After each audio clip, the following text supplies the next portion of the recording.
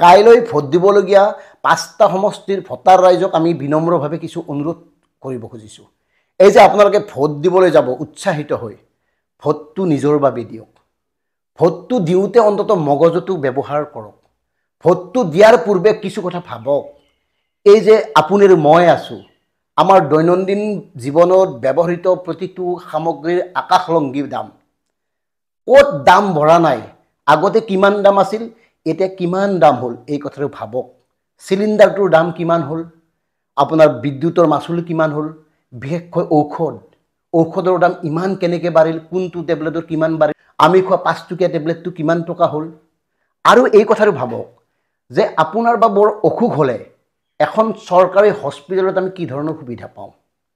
ব্যক্তিগত খণ্ডৰ হস্পিটেললৈ গ'লে আমাৰ কিমান টকাৰ প্ৰয়োজন হয়, আমাৰ তেতিয়া কি অৱস্থা হয়। আপোনাৰ বা মোৰ দৰে মানুহৰ বেমাৰ হ'লে আমি মাটি বন্ধকীত থ'ব লাগে, মানুহক ভিক্ষা খুজিব লাগে। অথচ এই ৰজামন্ত্ৰীসকলৰ সামান্য গাৰ বিষ পিঠিৰ বিষ হ'লেই বাহিৰলৈ যায়, দিল্লীলৈ যায়। চবেই গম পাইছে নহয়, কেইদিনমান পূৰ্বে আপোনাৰ তপন গগৈৰ মানে ভৰিৰ সৰু গাঁঠি এটা ভাঙিল, যোৰহাটত চিকিৎসা নহ'ল, দিল্লীলৈ যাবলগীয়া হ'ল। আমাৰ ল'ৰাবোৰৰ কি হ'ব? অসমত বৰ্তমান 32 লাখ নিবনুৱা। তেওঁলোকে কি কৰিব? তেওঁলোকৰ কৰ্মস্থান কি হ'ব? কিবা উদ্যোগ স্থাপন হ'ল? অসমত এনেকৈ ব্যাপক উদ্যোগ স্থাপন হ'ল য'ত আপোনাৰ বা মোৰ ভাইটোৱে, আমাৰ ল'ৰাটোৱে সংস্থাপন পাইছে? কথাবোৰ চিন্তা কৰক। 32 লাখ পঞ্জীকৃত নিবনুৱা আছে অসমত, আৰু পঞ্জীয়ন নকৰা নিবনুৱা আৰু আছে। আমাৰ আয় কমি গৈছে, আয় মানে ইনকাম কমি গৈছে, আমাৰ খৰচ বাঢ়ি গৈছে। খৰচৰ হিচাপত ইমান টকা ওলাই যায়, সেই টকাখিনি আমাৰ ইনকাম নহয়। এই যে দৈনন্দিন ব্যৱহৃত সামগ্ৰীৰ মূল্য বৃদ্ধি কিয় কৰা হৈছে? আগতে কিমান টকাৰ অসমত ধাৰ আছিল? আগতে 40,000 কোটি টকা ধাৰ আছিল, আৰু এতিয়া প্ৰায় 1.5 লাখ কোটি টকা। আৰু এই ধাৰ পৰিশোধ কোনে কৰে? আমি কৰিব লাগিব। আপুনি বা মই, আমাৰ ওপৰত কৰৰ বোজা জাপি দিয়া হৈছে। আগতে যিটোত আপোনাৰ কৰ আছিল 500 টকা, এতিয়া 5,000 টকা হৈছে। নিজে মন কৰক, গাড়ীৰ লাইচেন্সৰ ক্ষেত্ৰত চাওক, RCৰ ক্ষেত্ৰত চাওক, গাড়ীৰ ইঞ্চুৰেঞ্চৰ ক্ষেত্ৰত চাওক, কিমান টকা পাৰ্থক্য। জৰিমনাৰ মাচুল কিমানৰ পৰা কিমান টকা বৃদ্ধি হ'ল। ছিট বেল্ট নলগালে আগতে কিমান ফাইন আছিল, হেলমেট নলগালে আগতে কিমান ফাইন আছিল, বা আগতে প্ৰদূষণ নাথাকিলে কিমান ফাইন আছিল। ফাইন লাগে, ফাইনটো মই অস্বীকাৰ কৰা নাই, কিন্তু ফাইনৰ পৰিমাণ কিমান বাঢ়ি গ'ল। আপোনাৰ ঘৰৰ টেক্স কিমান বাঢ়িল, মাটিৰ খাজনা কিমান বাঢ়িল। এই কথাবোৰ চিন্তা কৰক, এই কথাবোৰ চিন্তা কৰিব লাগিব। ভোটদানৰ পূৰ্বে এই কথাবোৰ চিন্তা কৰক, ভাবক নিজে। এনেই ফূৰ্তিত ধেমালিত নহয়। ধেমালিত ভোটদান এইকাৰণে কৰা উচিত নহয়। ভোটাধিকাৰ আমাৰ মৌলিক অধিকাৰ। এগৰাকী ডাঙৰ মানুহৰ ভোটৰ যিটো মানে মূল্য, সাধাৰণ জনতাৰ সেই একেই মূল্য। শ্ৰমিক, কৰ্মচাৰী, দিন হাজিৰা কৰা লোকৰো ভোটৰ সেই একেটা মূল্য। মেজিষ্ট্ৰেটজনৰ যিমান ভোটৰ মূল্য, আমাৰো মূল্য। গতিকে আমি ভোটদান কৰাৰ সময়ত আমাকনো কি প্ৰভাৱ পেলায়, আমাৰ জীৱনতো কি প্ৰভাৱ পৰে, এই কথাবোৰ আমি চাব লাগিব। এজন অসমীয়া হিচাপে, এজন গৰ্বিত ভাৰতীয় হিচাপে অসমৰ সুৰক্ষাৰ স্বাৰ্থত, ভাৰতবৰ্ষৰ সুৰক্ষাৰ স্বাৰ্থত, সাধাৰণ জনতাৰ সুৰক্ষাৰ স্বাৰ্থত ভোটটো প্ৰদান কৰিব লাগিব। এতিয়া এই যে দেখি আছে হেলিকপ্টাৰ উৰি আছে, আজিকালিতো ৰাজনৈতিক নেতাই আপোনাৰ 20-30 কিলোমিটাৰৰ গাড়ীত নাযায়, হেলিকপ্টাৰত যায়। এই যে হেলিকপ্টাৰত যায়, ইমান টকা ক'ত পালে তেওঁলোকে? এই টকাবোৰ কাৰ? এই টকাবোৰ তেওঁলোকে যে ব্যৱহাৰ কৰিছে, তাৰমানে আপুনি বা মই ক্ৰয় কৰা সামগ্ৰীটোৰ মূল্য বৃদ্ধি কৰি তেওঁলোকে সেই টকাবোৰ মানে ব্যৱহাৰ কৰি আছে। চৰকাৰক আমি প্ৰদান কৰা ৰাজহৰ জৰিয়তে, কৰৰ জৰিয়তে প্ৰদান কৰা টকাবোৰ তেওঁলোকে হোৱাই নহয় খৰচ কৰি আছে। চিন্তা কৰক, এই কথাবোৰ ভাবক। ভোট দিয়াৰ পূৰ্বে এই কথাটোও ভাবক, আপোনাৰ পথাৰখনৰ অৱস্থা কেনেকুৱা? পথাৰত আপোনাৰ পানী যোগান আঁচনি আছেনে? কিমান পথাৰত আছে পানী যোগান আঁচনি? কিমানত আছে? আপুনি কেইজন কৃষকে কিমান টকা অৰিহণা পাইছে, অৱদান পাইছে, সহায় পাইছে চৰকাৰৰ পৰা? আৰু চৰকাৰে কৃষকক সহায়ৰ নামত যি সামান্য টকা দিয়ে, সেই টকাখিনিৰে খেতি কৰিব পাৰিনে? আপোনালোকে মহিলাসকলেও কিছুমান কথা সোধক। মহিলাসকল, আপোনালোকে যে ভোট দিবলৈ যায়, এই যে আপোনালোকক 1200 টকা দিছে, 1400 টকা দিছে, 1200 বা 1400 টকাৰে কেইদিন যায়? 1200 বা 1400 টকাৰে আপোনাৰ প্ৰয়োজনীয় কোনবিধ সামগ্ৰী ক্ৰয় কৰিব পাৰে? আপুনি বা আমি যাক ভোট দিম, সেই ভোট দিয়া লোকসকলৰ পত্নীয়ে পিন্ধা ঘড়ীটোৰ দাম বা কিমান?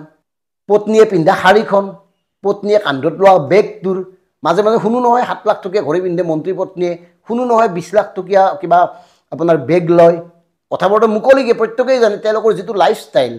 অথচ আপোনালোকে 1400 টকা লৈছে আৰু 1400 টকাত কি হয়? ল'ৰাৰ এডমিশ্যনটো হয়নে? ছোৱালীৰ এডমিশ্যন হয়নে? ল'ৰাক পূজাত ভাল কাপোৰ এযোৰ দিব পাৰেনে? কাপোৰৰ দাম কিমান হ'ল? ল'ৰাক ভাল চেণ্ডেল এযোৰ দিব পাৰেনে? ল'ৰাক চাইকেল এখন দিব পাৰিছেনে? মানে ল'ৰা ছোৱালীক তেওঁলোকৰ প্ৰয়োজনীয় পাঠ্যপুথি যোগান ধৰিব পাৰিছেনে? তেওঁলোকৰ স্কুলৰ মাচুল দিব পাৰিছেনে?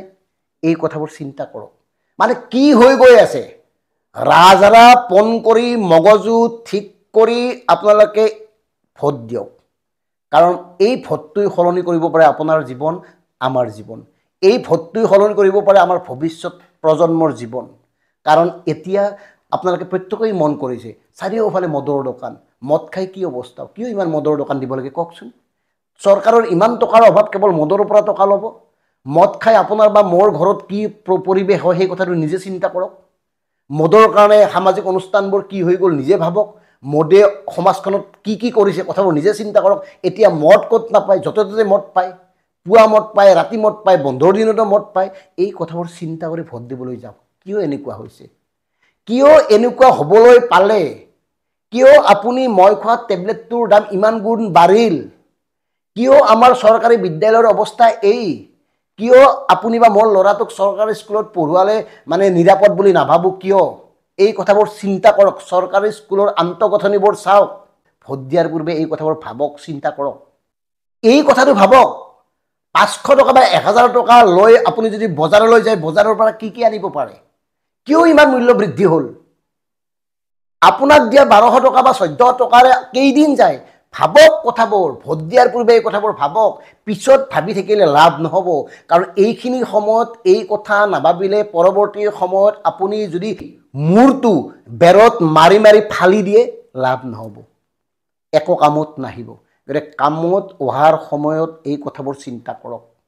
নহ'লে পিছত আকৌ আপুনি আৰু ময়েই ভুক্তভোগী হ'ম। ক'ৰ পৰা দিব ইমান টকা? সোধকচোন কথাটো। যে ইমান যে 1.5 লাখ কোটি টকা ধাৰ, বস্তুৰ দাম নবঢ়াই কি কৰিব তেওঁলোকে? ক'ৰ পৰা দিব? উৎপাদন কি?